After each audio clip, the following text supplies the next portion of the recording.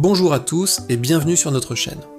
Aujourd'hui, on va démystifier un sujet qui alimente littéralement notre quotidien, le courant électrique.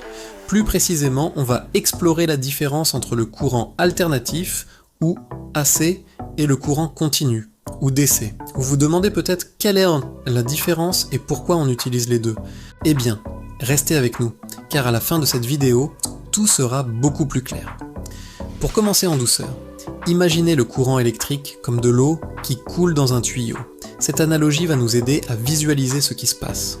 Commençons par le courant continu, le fameux DC qui signifie Direct Current en anglais. Dans notre analogie de l'eau, le courant continu, c'est comme une rivière qui coule toujours dans la même direction sans jamais faire marche arrière. C'est un flux constant et unidirectionnel. Les électrons, qui sont les petites particules qui transportent l'électricité, partent du pôle négatif et se déplacent en ligne droite vers le pôle positif. Ils ne changent jamais de sens, c'est un voyage à sens unique. Où trouve-t-on ce courant continu? Partout autour de nous en fait. Pensez à tout ce qui fonctionne avec des piles ou des batteries.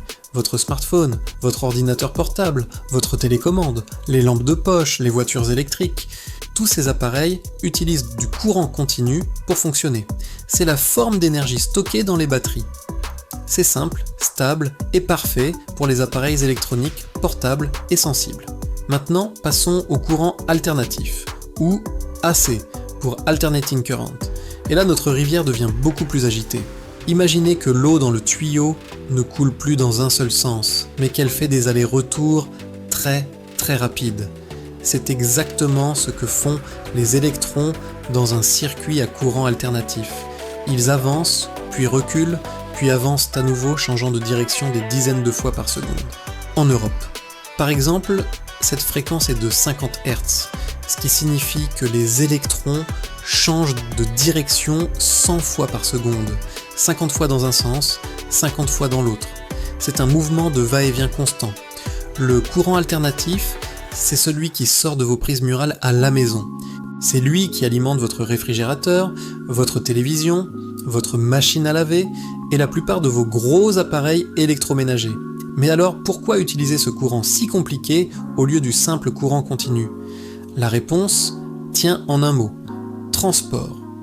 Le grand avantage du courant alternatif est qu'il est incroyablement efficace pour être transporté sur de très longues distances. Pensez aux centrales électriques qui sont souvent situées à des kilomètres, voire des centaines de kilomètres de nos maisons.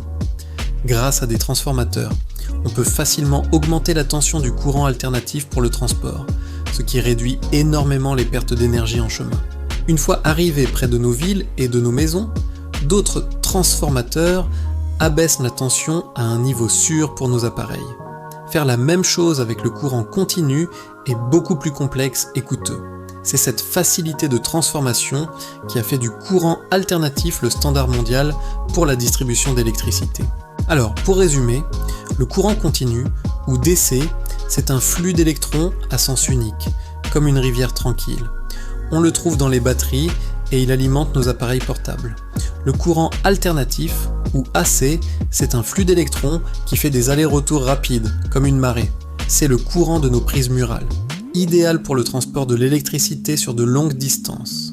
Et un dernier détail amusant, la plupart de nos appareils électroniques, comme votre téléphone ou votre ordinateur, fonctionnent en interne avec du courant continu. C'est pourquoi ils ont besoin d'un chargeur ou d'un adaptateur. Ce petit boîtier est en fait un convertisseur qui transforme le courant alternatif de la prise en courant continu utilisable par la batterie de votre appareil.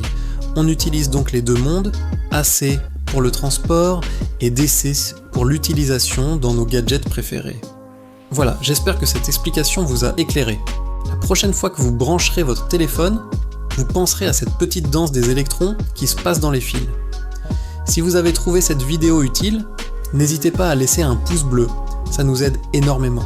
Et pour ne rien manquer de nos prochaines explorations scientifiques, abonnez-vous à la chaîne et activez la cloche des notifications. Merci d'avoir regardé et à très bientôt pour une nouvelle vidéo